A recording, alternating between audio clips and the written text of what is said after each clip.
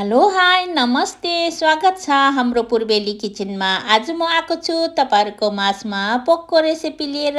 यो चाहिँ पोकको रेसिपी चाहिँ पोकको अचारको रेसिपी हो है। आज चाहिँ तरकारी होइन, पोकको अचारको रेसिपी लिएर आएको छु। मैले पोक 1 किलोलाई मजाले धुएर चाहिँ भाँडामा हालिसकेको छु। यो पोकलाई चाहिँ अनि सादा पानीमा चाहिँ नुन हालेर चाहिँ उसिन्ने। अब मैले चाहिँ नुन हाल्दैछु 2 चम्चा अनि त्यहाँदेखि चाहिँ यो माथि चाहिँ मैले डार्क सोया सस पनि हाल्दैछु अनि डार्क सोया सस सँगसँगै अलिकति टिमुरलाई पनि हालिदिने। टिमुर हाल्नुको कारण चाहिँ किनभने पोकमा भएको किराहरूको चाहिँ नष्ट गर्नुको लागि चाहिँ टिमुरहरू हालिन्छ। त्यही कारण चाहिँ टिमुर चाहिँ अनिवार्य हाल्नुपर्छ है त। अब यो मजाले टाइट नभएसम्म पकाउने है त। यदि हामीहरूसँग चाहिँ पोकको अचार, चिकनको अचार यस्तो छ भने चाहिँ अनि यसरी बनाइराख्ने। बन्दाकोपीलाई टिमुरसँग भिजाइराख्ने, साग छ भने सागलाई टिमुरसँग भिजाइराख्ने र फुलकोपीलाई पनि टिमुरसँग भिजाएर राख्ने। अनि तरकारी बनाइरहनु पर्दैन। आफूलाई नभ्याएको बेला योहरूसँग चाहिँ मजाले खानु सकिन्छ र एकदमै जिउको लागि पनि हेल्दी। अनि तपाईहरुले पनि यसरी नै बनाएर खानुहोला। अब हामीले यो माथि थोरै टिमुर पनि हालिदिउँ है त।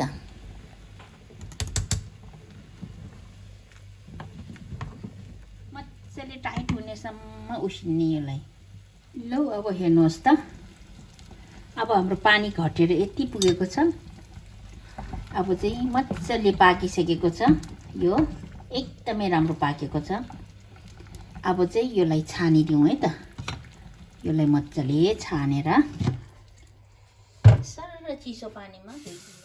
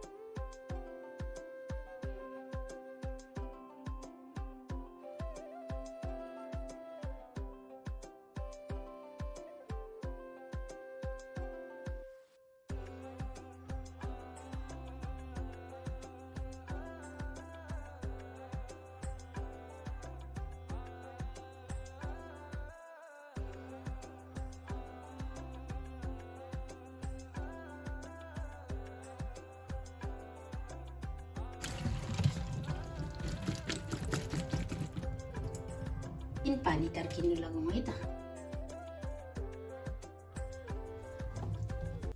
म चाहिँ यसको लागि चाहिँ यो प्याज र लसुन चाहिँ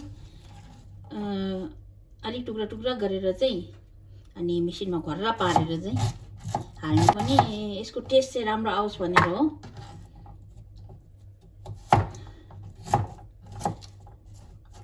एकदमै मसिनो पेस्ट गरेर हाल्यो भने चाहिँ अनि टेस्ट चाहिँ मजाको आउँछ। अनि त्यसै गरेर पोकलाई पनि काटिदिउँ है त।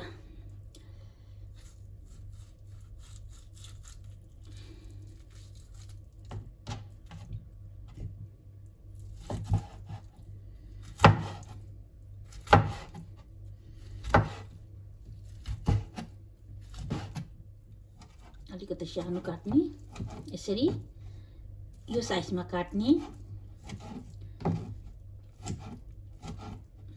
मजाले पाकेको छ हेर्नुहोस् त। अब त बोसो पनि त्यति छैन।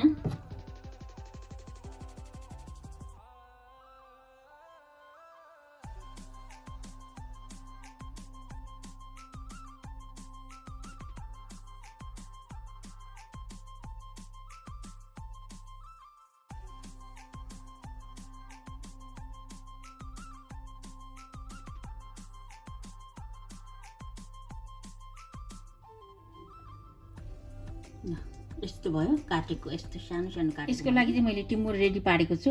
अब यो टिमुरलाई पनि यहाँ सँगै घरेर पारिदिने।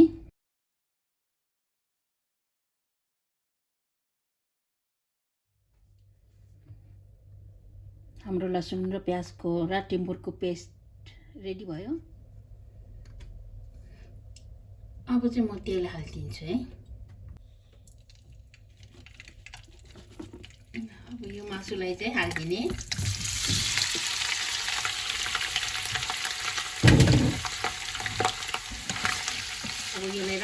भइन्जेलसम्म पकाउनु हो। एकदमै राम्रो भुट्ने यसलाई। रातो भएको छ र टक्कै भएको छ। अब चाहिँ यसलाई निकालौँ है त। अब एउटा थालमा निकाल्ने अनि त्यही तेलमै हामीले प्याज र लसुनको पेस्ट चाहिँ फ्राई गर्दा पनि मिल्छ। लसुन प्याज अनि सिमल यो पेस्टलाई अब चाहिँ मजाले हाई भोल्युममा मजाले यसलाई खाइरो नभएसम्म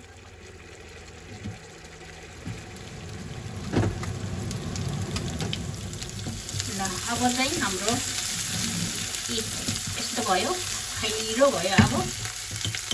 अब चाहिँ म हालिदिन्छु डल्ले खोर्सानी अलिकता मराक पारेर अलिअलि कुटेर अब यसलाई हालिदिनु मनपर्छ। यो सुकेको डल्ले खोर्सानीलाई चाहिँ मैले अलिअलि कुटेर चाहिँ हालेको छु।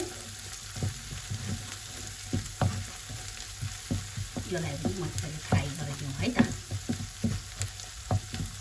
अब हाम्रो यो लसुन र प्याज अनि त्यो मजाले फ्राई भइसकेको छ। पानी सुकेर तेल पनि यस्तै तेल छुट्न थालेको छ। त्यही कारण मैले यो खोर्सानीलाई हालिदिएँ। यो खोर्सानी अलिकता खैरो होस्।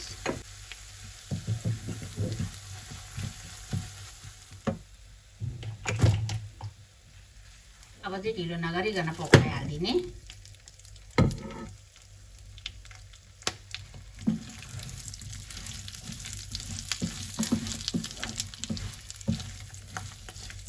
अब मजाले पोकलाई हालेपछि बेसारलाई हालिदिने।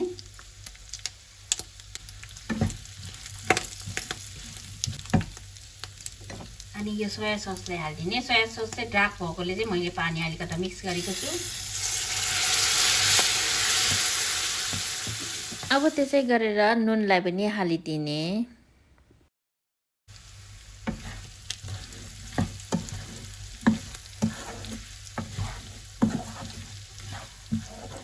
अब यो चिल्ली पेस्टलाई हालिदिने। थोरै चिल्ली पेस्ट हालिदिने। यो पनि पिरो छ, अलिक पिरो नै मिठो हुन्छ।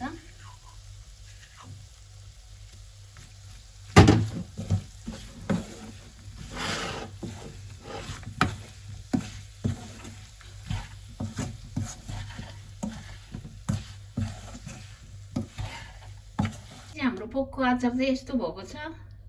अनि पछि यो सेलाएपछि चाहिँ अनि यो कागतीको रसलाई पनि हालिदिने। अहिले तातोमा चाहिँ नहाल्ने। तातोमा हाल्यो भने चाहिँ कागतीको रसले चाहिँ काम गर्दैन। अनि यो चिसो भइसकेपछि अनि कागतीको रसलाई हालिदिने।